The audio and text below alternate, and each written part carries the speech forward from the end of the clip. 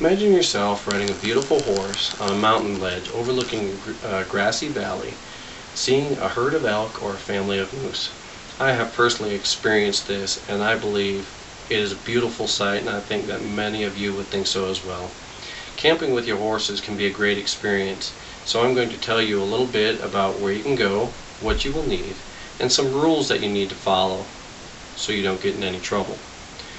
First thing you want to do is research a place that you may want to go. For instance, here in Wyoming, you can go to national forest lands or up in the mountains.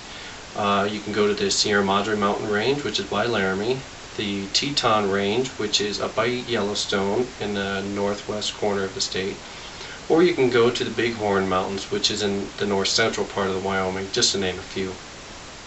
Or you could go to the national forest areas. I believe the best one around here is Medicine Bow National Forest, which is over by Laramie.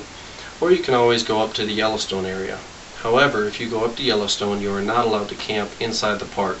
You have to camp on the outside and then ride your horses into the park. Now, depending on where you want to go, you must also decide on the time of year. There are positives and negatives to every part of the year.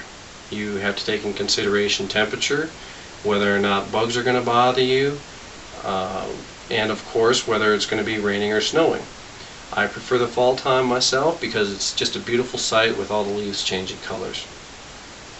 Then you must also do the research on the current laws for your choice location. You have to see if horses are allowed. You have to see if you have to ride your horses on certain trails.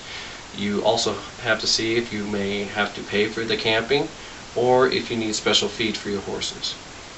Now, since I assume that most of you are not too familiar with horses, I will let you know what is needed for your four-legged friends.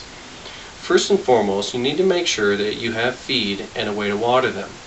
Many places have a requirement that you use weed-free certified hay. This hay that is inspected by the state to ensure that weeds do not take over the forest land. You also need to make sure you have a way to give your horses water, whether you camp near a lake or a stream, or if you have a water tank like myself to put in the back of my truck. You also need to make sure you will have the proper tack equipment. Now, these are items that go on your horse, like a saddle, bridle, lead rope, items like that.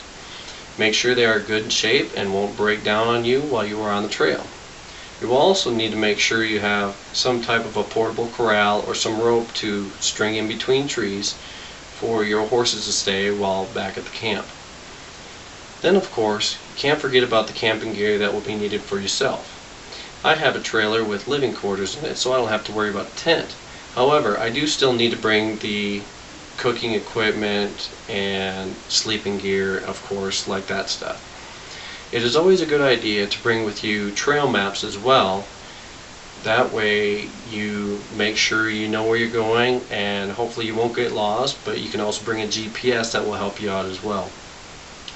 I would have to say that safety items are one of the most important things when it comes to camping with your horses. Make sure you talk to a ranger to find out if there are any threats in the area from bears or mountain lions or any other kind of predatory animal. It is also a good idea to have a helmet just in case your horse spooks and something and you come off and you don't hurt your head. Also, if you go in the fall during hunting season, you'll want to make sure you deck yourself out and your horse in bright colors to make sure that hunters don't think of you as elk or deer or anything like that. Now, the fun that you have camping with horses, I believe, is just amazing. The horses do the work for you, so you don't have to be all winded and tired at the end of the day. The views you can see, the wildlife you can see are just priceless. My wife and I have gone over 20 miles of a trail ride in one day. Now, granted, our butts gets pretty sore by the end of the day, but I really think it's worth it when it comes down to it with all the ground that you can cover, and you're really not too tired for the most part. Now, as you can see, there's a lot that goes into camping with your horses, from picking the best place to go during the perfect weather, and making sure you have all the horse feed, equipment, and personal camping gear that you need. All of this can be done, and you can have a lot of fun, and you can have an experience of a lifetime. Now, I know everyone has their own idea of fun when it comes to the outdoors, but to me, you just can't beat being in the wild with your own horses.